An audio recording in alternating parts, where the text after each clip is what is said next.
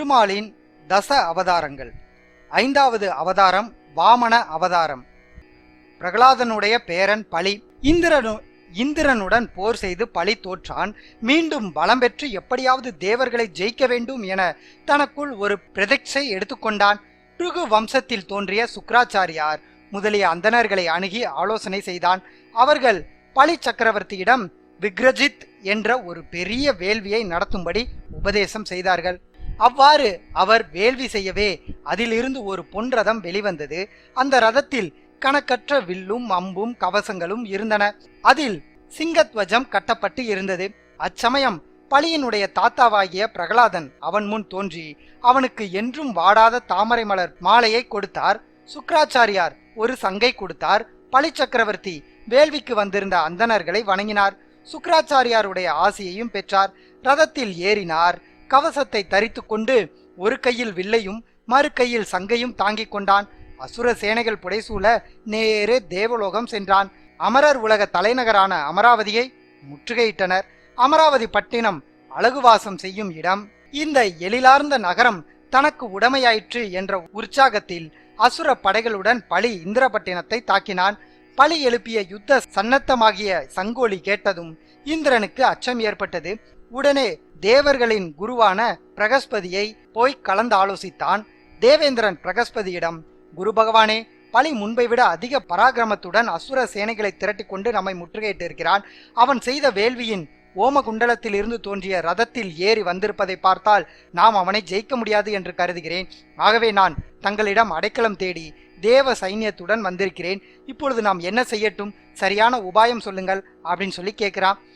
அதுக்கு குரு பகவான், தேவேந்திரனே, நீ பலி சக்கரவர்த்தியை இந்த நிலையில் மோதுவது என்பது உகந்ததல்ல. அவன் பிருகு வம்சத்து மகரிஷியின் பரிபூர்ண ஆசையை பெற்று வந்திருக்கிறான். அளவில்லா பராக்கிரமம் பெற்றிருக்கிறான். இப்பொழுது நீ யுத்தம் செய்ய வேண்டாம். நீங்கள் அனைவரும் சொர்க்கத்தை விட்டு போய்விடுங்கள். அவனுக்கு எப்படியாவது சொர்க்கத்தை தான் கட்டியாள வேண்டும் என்ற ஆசை. அந்த குறிக்கோளை அவன் அடைவது உறுதி. இருந்தாலும் காலப்போக்கில் அவனே தன்னை அழித்து கொள்வான். எந்த மகரிஷியால் அளப்பரிய பலத்தை பெற்றானோ அந்த மகரிஷிகளுக்கு அர்ப்பணம் செய்து அவர்களாலேயே அவன் அழிவை தேடிக்கொள்வான். கவலை வேண்டாம். நீயும் உன் ஆட்களும் ஸ்ரீமன் நாராயணனை தேடி சரணடையுங்கள். அவர்தான் பலிக்கு அழிவை தரக்கூடியவர் அப்படின்னு பிரகஸ்பதி அறிவுரை கூறாரு. குரு பகவானுடைய வார்த்தைகளை தட்டாமல் இந்திரன் தேவர்களுடன் தேவலோகத்தை விட்டு வெளியேறினா. அசுரருக்கு தெரியாத இடம் ஒன்றில் போய் மறைந்து கொண்டா. பலி இதனால் தேவலோகத்தை எளிதில் கைப்பற்றினா. அமராவதியிலேயே தங்கி 3 உலகங்களையும் கட்டி ஆண்டான். தவிர அந்தணர்களும் மகரிஷிகளும் தம் தம் கர்மாவை குறைவின்றி நடத்தி கொள்ளவும் பலி வழி செய்து கொடுத்தான். அதனால் ஜீவராசிகளும் அவனை போற்றி மகிழ்ந்தன. பிறகு வம்ச அந்தணர்கள் தங்கள் சீடனுக்கு வந்த இந்திர பதவியை பார்த்து மகிழ்ந்தனர். அவன் இந்த பதவியில் இருந்து நழுவாமல் இருக்கும்படியாக 100 அஸ்வமேத யாகங்களை செய்யுமாறு அவங்கிட்ட சொல்றாங்க. பலியும் அஸ்வமேத யாகம் செய்ய தொடங்குறான். இதனால 3 உலகங்களையும் அவனோட புகழ் ஓங்கி நின்றது. தேவர்கள் தட்சன் மகளாகிய அதிதி என்பவளுக்கும் கச்சேப்ப முனிவருக்கும் பிறந்தவர்கள்.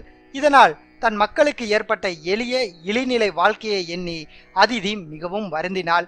இதை கண்ட கச்சேப்பர், அதிதி, உன் முகம் வாடியிருக்கிறதே, நீ ஏதோ மனவருத்தம் அடைந்ததாக நினைக்கிறேன். மேலும் உனக்கு தெரியும், அந்தணர்களுக்கும் சாதுகளுக்கும் எந்தவித துன்பமும் ஏற்பட நியாயமில்லை அப்படின்னு சொல்றாரு. மகரிஷியே, நீங்கள் சொல்வது உண்மையே. சாதுக்களுக்கும் அந்தணர்களுக்கும் துன்பம் நேருவது இல்லைதான். ஆனால் அதில் தாங்கள் கொஞ்சம் வித்தியாசமானவர். தேவர்களும் உமது புத்திரர்கள், அசுரர்களும் உமது புத்திரர்கள். இருவரும் உமக்கு சமமே. எனினும் எனக்கு கண்கண்ட தெய்வமாகிய உங்களிடம் ஒன்றை வேண்டுகிறேன். தேவலோகத்தில் எனது புத்திரர்களான தேவர்கள் பதவி, சொத்து, சுகம் அனைத்தையும் இழந்து தவிக்கிறார்கள். அவர்கள் மீண்டும் பழைய நிலையை அடைய என்ன செய்ய வேண்டும் என்பதை தெளிவாக கூறுங்கள் அப்படின்னு சொல்லி கேட்கிறா. அதிதியின் வார்த்தைகளை கேட்டு சிரித்த கசியப்பர், உன் விருப்பம் நிறைவேற வேண்டுமானால் நீ பரந்தாமனை தியானம் செய். அவர் உனக்கு வழியை தந்தருள்வார். பரந்தாமனை அடைய வேண்டுமானால் எத்தகைய விரதத்தை கடைபிடிக்க வேண்டும்? பரந்தாமனை அடைய எந்த மாதிரி விரதத்தை கடைபிடிக்கணும் அப்படின்ட்டு அதிதி கேட்கிறா. பயோ விரதம் எனப்படும் விரதத்தை பங்குனி மாதம் சுக்லாபட்சம் பிரதமை திதி வரும் நாள்ல ஆரம்பித்து தொடர்ந்து 12 நாட்கள் கடைபிடித்து ஸ்ரீமன் நாராயணனை சந்தோஷப்படுத்து அப்படின்னு கச்சியப்பர் சொல்றாரு. அதிதியும் அதை மேற்கொள்றா. விரதத்தை தவறாம கடைபிடித்தா கடைசி நாள் அன்று பகவான் சங்கு சக்கரதாரியாக அவளுக்கு காட்சி கொடுத்தார். அப்பொழுது அவள் மனம் ரொம்பவே மகிழ்ந்தது. தேவமாதா அதிதி தேவியே, உன் விரதத்தை கண்டு மகிழ்ந்தேன். நீ எதனால் இந்த விரதத்தை அனுஷ்டித்தாய் என்பதை நான் அறிவேன். இப்பொழுது உன் தேவகுமாரர்கள் பதவி இழந்து கதி இழந்து நிற்கிறார்கள். அவர்களை மீண்டும் சொர்க்கலோக ஆட்சிக்கு ஆளாக்க வேண்டும். உன் புதல்வன் தேவேந்திரன் மீண்டும் அமராவதி நகரில் ஆட்சி செய்ய வேண்டும் என நீ ஆசைப்படுகிறாய். ஆனால் தற்சமயம் அது இயலாது. அசுரர்கள் யாரும் வெல்ல முடியாத பராக்கிரமம் பெற்றிருக்கிறார்கள். அவர்கள் நல்ல காலம் அந்தணர்கள் பராமரிப்பில் ஆட்சி நடத்தி வருகிறார்கள். எனவே போர் செய்து பயன்பெற முடியாது. ஆயினும் நீ என்னை வழிபட்டதற்குரிய பலன் உனக்கு நிச்சயம் உண்டு. எனவே உன் விருப்பத்தை வேறொரு விதத்தில் நிறைவேற்றி தருகிறேன். நானே உனக்கு புத்திரனாக பிறக்க வேண்டும் என்று மனதிலே எண்ணி தியானம் செய். அதன்படியே பிறந்து தேவர்களை நான் காப்பாற்றுகிறேன். இது தேவ ரகசியம், எவரிடமும் வெளியிடாதே. உன் ஆசை நிறைவேறும் அப்படின்னு சொல்றாரு. அதிதியும் பகவான் திருவார்த்தைப்படி தனக்கு திருமாலே மகனாக பிறக்க வேண்டும் என்று எண்ணி மகிழ்ந்தால் வரம் கொடுத்தது போலவே திருமால் அவளுடைய கர்ப்பத்தை அடைந்தார். புரட்டாசி மாதம் சுக்லபட்சம் திருவோண நட்சத்திரத்துல முதல் அம்சமான அபிஜித் பாதத்துல சூரியன் நடுப்பகல்ல பிரகாசிக்கும் சமயம் பரந்தாமன் கசியப்பர் அதிதியிடம் புத்திரராக அவதாரம் செய்தார். இதற்கு பெரியோர் விஜய துவாதசி என்று பெயரிட்டனர். அப்பொழுது தேவ துந்துபி முழங்கியது. வித்யாதாரர், சித்தர், கிம்புருடர் போன்ற வானவாசிகள் பகவானை மங்களகரமான துதிகள்ல போட்டுறாங்க.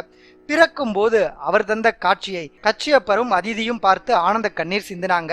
சியாமல மேனி, சிரசிலே கிரீடம், காதிலே மகர குண்டங்கள், சங்கு சக்கரம், கதை, தாமரை தாங்கிய 4 கரங்கள், நெஞ்சிலே ஸ்ரீவத்சம், கைவளை, தோள்வளை, இடையிலே மேகலை, மஞ்சள் பட்டாடை, கழுத்திலே வண்டுசூல் வனமாலையும் கௌஸ்தூப மணியும் திருவலங்கார குசிதாராக பெருமாள் காட்சி கொடுத்தார். பெற்றோர்கள் முன்பு இப்படி காட்சி கொடுத்த பெருமாள் நாடகத்தில் ஏற்படும் காட்சி மாற்றம் போல தன் உருவத்தை குட்டையான ஓர் அந்தன சிறுவனாக மாற்றிக்கொண்டார். அதிதியும் கச்சியப்பரும் பல மகரிஷிகளை அழைத்து வர செய்து வைதீக கர்மாக்களை செய்து வாமனன் என்று பெயரிட்டார்கள். தேவர்கள் குழந்தை பிறந்திருக்கும் ஆசிரமத்திற்கு வந்து வணங்கினார்கள். பின்னர் மகரிஷிகள் பெருமானுக்கு உபநயனம் செய்து வைத்தார்கள். அச்சமயம் கதிரவனே அவருக்கு காயத்ரி மந்திரத்தை உபதேசித்தான். பிரகஸ்பதி பிரம்மசூத்திரத்தை கொடுத்தார். கச்சியப்பர் முஞ்சியை கொடுத்தார். முஞ்சி என்பது தர்ப்பையால் செய்த அதைஞான் கயிறு. பூமாதேவி கிருஷ்ண ஞானத்தை அதாவது மான் தோலை கொடுத்தாள். சந்திரன் தண்டத்தை அளித்தான். அதிதி கௌபீனம் கொடுத்தாள். பிரம்மா கமண்டலம் வழங்கினார். குபேரன் பிச்சை பாத்திரம் கொடுத்தான். பார்வதி தேவி அதில் முதல் பிச்சை ஈர்ந்தாள். இப்படி பலர் பல பரிசுகள் நல்கி மகிழ்ந்தனர். பெருமாள் திருவருளையும் வேண்டினர். இவ்வாறு நிகரற்ற பேரும் புகழும் பெற்ற அந்தன சிறுவன் தனது வைதிக கர்மாக்களை தவறாது செய்து வந்தான். நர்மதா நதியின் வடகரையில் பலி சக்கரவர்த்தி ஒரு பெரிய யாகசாலை அமைத்தான். அந்த வேள்விக்கு மகரிஷிகளை எல்லாம் வரவழைத்தான். அதில் வாமனர் தன் பெற்றோரிடம் அந்த யாகசாலைக்கு தான் போக வேண்டும் என்று அனுமதி கேட்டார். அவர்கள் அனுமதி தந்து ஆசி கூறி வழி அனுப்பி வைத்தார்கள். யாகசாலைக்குள் இவர் நுழைந்ததும் இவருடைய அரும்பெரும் ஜோதியால் மற்ற இடமெல்லாம் ஒளிமயமாகிவிட்டது. இவர் என்ன கதிரவனா, அக்னி பகவானா அல்லது சனகுமாரனா என்று அநேகரும் சந்தேகித்தார்கள். அவரை பலி சக்கரவர்த்தி அன்புருக வரவேற்றான். அரக்கியம் கொடுத்து அவர் திருப்பாத கமலங்களை கழுவி அந்நீரை தன் தலையில் தெளித்து கொண்டான். பின்னர் அகமும் முகமும் மலர வாமனனிடம் பலி பேசினான். சுவாமி, தாங்கள் இந்த யாகசாலைக்கு எழுந்தருளியது கண்டு மகிழ்ச்சி அடைகிறேன். தங்கள் பாத துளிகள் பட்டதன் காரணமாக என் முன்னோர்கள் நல்ல பதவியை பெற்றுவிட்டார்கள் என்றே நினைக்கிறேன். தங்கள் பாதம் கழுவிய தீர்த்தத்தை தெளித்த நான் என் பாவங்களை போக்கிக் கொண்டேன். தங்களுக்கு ஏதாவது தேவை என்றால் அதை அடியேன் தர சித்தமாக இருக்கிறேன். தாங்கள் தம் தேவைகளை பெற்று மேலும் என்னை கிருதார்த்தன் ஆக்க வேண்டும் என்று பிரார்த்திக்கிறேன் அப்படின்னு சொல்றான். பலியோட பிரார்த்தனையை கேட்ட பகவான், அசுரேந்திரா, நீ கூறிய வார்த்தைகளை கேட்டு நான் உண்மையில் புலகாகிதம் அடைகிறேன். நீயோ பரம பாகவதனான பிரகலாதன் வம்சத்தில் பிறந்தவன். அதனால் உனக்கு கிடைக்காத சம்பத்தே இல்லை என்று சொல்லுவேன். மேலும் நீயோ மகரிஷிகளை மதித்து அவர்கள் வார்த்தைகளை தட்டாமல் கேட்டு அவர்கள் வழி நடக்கிறாய்.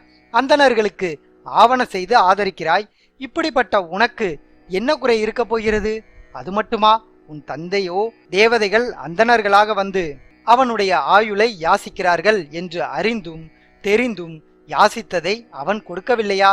அத்தகைய குலத்தில் உதித்த நீ யாசிப்பவர்கள் எது கேட்டாலும் இல்லை என்னாது கொடுக்கக்கூடியவன் என்பதை நான் அறிவேன்.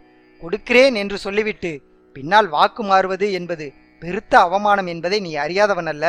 நான் உன்னிடம் விரும்புவது எல்லாம் எனது கால் அடியினால் 3 அடி நிலமே. அதற்கு மேலே எனக்கு எதுவும் தேவையில்லை.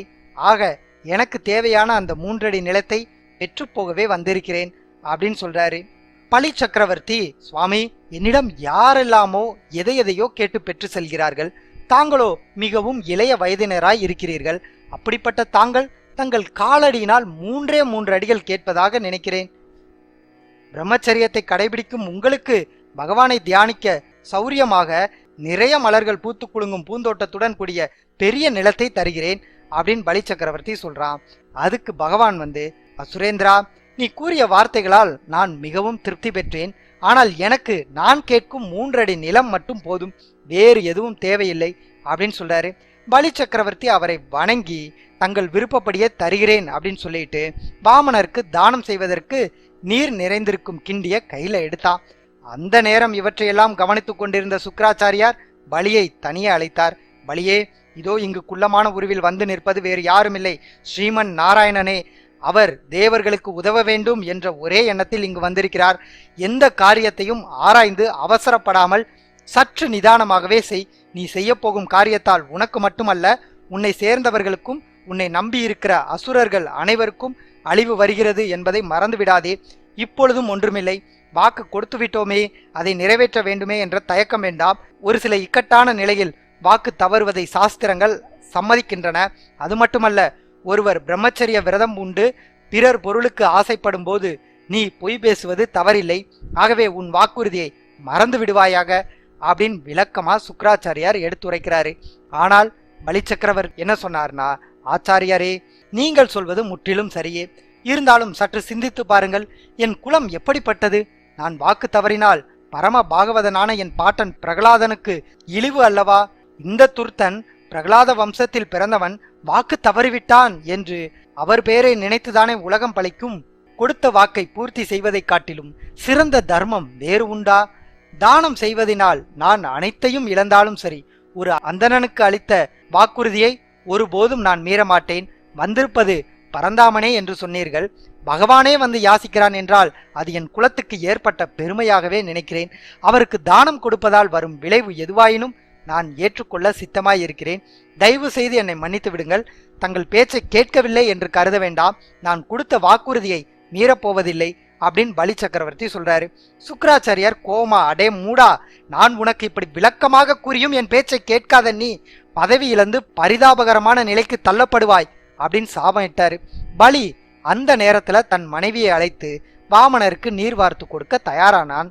பிறகு வாமனருடைய திருப்பாத மலர்களை கழுவுவதற்கு ஒரு ஆசனத்துல அமர்த்தினான். பலியின் மனைவி வித்யாவளி நீர் முகர்ந்து கொடுத்தாள். பலி அவருடைய பாதங்களை கழுவினான். அந்த நீரை தன் சிரசிலும் உடலிலும் தெளித்து கொண்டான். அவருக்கு செய்ய வேண்டிய பூஜைகளை செய்தான். நிலத்தை தானம் செய்யும் பொருட்டு தாரை வார்த்து கொடுப்பதற்காக கிண்டி செம்பை எடுத்தான். அது சமயம் தன் அறிவுரையை ஏற்காமல் பலி தாரை வார்த்து கொடுத்து ஏமாந்துவிட போகிறானே என்று எண்ணிய சுக்கராச்சாரியார் வண்டு உருவெடுத்து செம்பினுள் நுழைந்து நீர் துவாரத்தை அடைத்து கொண்டார். செம்பிலிருந்து நீர் வரவில்லை. இதை உணர்ந்த பகவான் அருகம்புல் ஒன்றினால் துவாரத்தில் குத்தினார். அந்த அருகம்புல் துவாரத்தை அடைத்து கொண்டிருந்த சுக்கராச்சாரியாரின் கண்களில் ஒன்றை குருடாக்கியது. கிண்டி செம்பிலிருந்து நீர் வெளிவந்தது. மனைவி நீர் வார்க்க மகாபலி தாரை வார்த்தான். அந்தனகுல திலகமே, காலடி அளவில் 3 அடி நிலங்களை உமக்கு தானம் செய்கிறேன் அப்படின்னு சொல்றான். வாமன மூர்த்தியாகிய பகவான் முகம் மலர்ந்தபடி தன் இருக்கையிலிருந்து எழுந்தாரு. அப்பொழுது அவருடைய உருவம் வானலாவி நின்றது. அவருடைய திருமேனி எங்கும் நீக்கமர நிறைந்து நின்றது. விண்ணும் மண்ணும் திசைகளும் மற்ற உலகங்களும் ஏழ்கடலும் அனைத்தும் அவரிடம் அடங்கியிருந்தன. இதை கண்ட அசுரேந்திரன் பிரமித்து நின்றான். இத்துடன் ஸ்ரீகரியாகிய வாமனரின் ஒரு கையில சுதர்சன சக்கரம் சுழன்றது, மற்றொரு கையில சாரங்கம் என்ற வில்லும், இன்னொரு கையில கௌமோதகி என்ற கதையும், வேறொரு கையில வித்யாதரம் என்ற வாளும் பிடித்து நின்றார். தேவர்களும் முனிவர்களும் பகவானுடைய திவ்ய தரிசனத்தை கண்டு அவரை துதிபாடி வணங்கினாங்க. வானலாவ நின்ற வாமனர் ஒரு காலால் பூமியை அளந்தார், மற்றொரு காலால் வானத்தை அளந்தார். ஆயினும் 2வது அடிக்கு ஆகாயம் போதவில்லை. இந்த நிலையில் 3வது அடியை வைக்க இடம் ஏது அப்படின்னு வினாவனாரு. மீண்டும் தன் உடலை குறுக்கி வாமனராக நின்றார். அசுரேந்திரனே, நீ சகல தர்மங்களையும் அறிந்தவன். இந்நேரம் என்னிடம் கொடுத்த வாக்கை காப்பாற்றவில்லையே, அதனால் நீ நரகத்திற்கு போக வேண்டியதாகும் என்பதை நீ அறியாதவன் அல்ல. நான் என் காலால் ஓரடியில் பூமியை அளந்தேன், இன்னொரு அடியில் விண்ணுலகம் முழுவதும் அளந்து இன்னும் என் கால் அடிக்கு இடம் தேவை என்றாகிவிட்டது. மூன்றாம் அடிக்கு இடம் இல்லையே. ஆக நீ அதற்காக என்ன தரப்போகிறாய்? மகாபிரபுவே, இந்த பலி சக்கரவர்த்தியை நீங்கள் அறியாதவர் அல்ல. நான் எப்பொழுதும் கொடுத்த வாக்குறுதியை மீறமாட்டேன். மூன்றாம் அடிக்கு தங்கள் இடம் வேண்டும், அவ்வளவுதானே. இதோ என் சிரசின் மீது தங்கள் காலடியை வைக்கலாம். அதனால் ஏற்படும் எந்த விளைவுகளையும் நான் ஏற்றுக்கொள்ள சித்தமாய் இருக்கிறேன். இச்சமயம் வருண பாசத்தால் பலி கட்டுப்பட்டான். அங்கே பிரகலாதன் வந்தான். வாமனரை வணங்கினான். அவனை சாஷ்டாங்கமாக பலியால் விழுந்து வணங்க முடியவில்லை. வருண பாசத்தினால் கட்டப்பட்டதுதான் காரணம். ஆகவே தன் தலையை தாழ்த்தி தன் பாட்டனாகிய பிரகலாதனுக்கு அஞ்சலி செலுத்தினான். பிரகலாதன் தன் கரங்களை உயர்த்தி பேரன் பலிக்கு ஆசி கூறிவிட்டு மகாவிஷ்ணுவிடம், பிரபோ, மகாபலிக்கு இந்திர பதவியை அளித்தவரும் தாங்களே, இப்பொழுது அதை பறித்து கொண்டதும் தாங்களே. இவை அனைத்தும் உங்கள் திருவிளையாடல்கள், அனைத்தும் நன்மைக்கே என்பது எனது கொள்கை. மகாபலியின் மனைவியும் அறிவிலிகளாக இருந்த தங்களை காத்தருள வேண்டினாள்.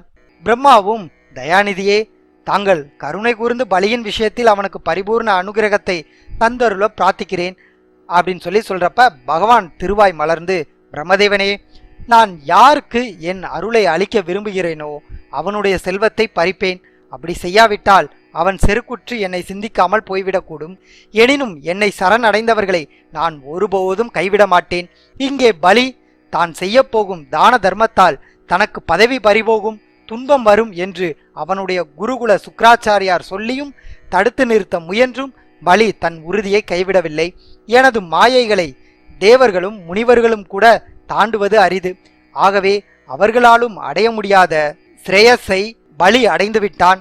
அடுத்து வரும் சாவர்ணி மனு வந்திரத்திலே பலி இந்திரனாக விளங்கப் போகிறான். அதுவரை விஸ்வகர்மாவால் நிர்ணயிக்கப்பட்ட சுதல லோகத்தில் சகல சம்பத்துக்களும் பெற்று பலி அங்கு இருந்து வரட்டும் அப்படின்னு சொல்றாரு.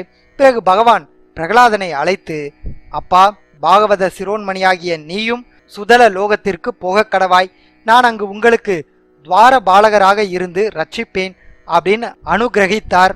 உடனே பிரகலாதன், பிரபோ, தங்களால் அசுரகுலமே பெருமையடைந்தோம். அவர்களின் சார்பாக அடியேன் தங்களை நன்றியுடன் வணங்குகிறேன் அப்படின்னு சொன்னா. அடுத்து சுக்ராச்சாரியாரை அழைத்த பகவான், ஆச்சாரியாரே, யாகத்தை பூர்த்தி செய்யாதவன் பாவத்தை அடைவான் என்பதை நீர் அறிவீர். ஆகவே பலியின் யாகத்தை பூர்த்தி செய்யவும் என ஆணையிட்டார். பின்னர் வருண பாசத்தால் கட்டுண்டிருந்த பலியை விடுவித்தார். பகவானுடைய ஆணைப்படி சுக்ராச்சாரியாரும் யாகத்தை பூர்த்தி செய்தார். யாகம் நிறைவேறியதும் பலி எல்லோருக்கும் அஞ்சலி செய்தான். அனைவரும் அவனை பாராட்டினார்கள். அடுத்து பிரகலாதனோடும் தன் உற்றார் உறவினரோடும் சுதல லோகத்திற்கு பலி போனான். மீண்டும் அடுத்த அவதாரத்தில் சந்திக்கலாம்.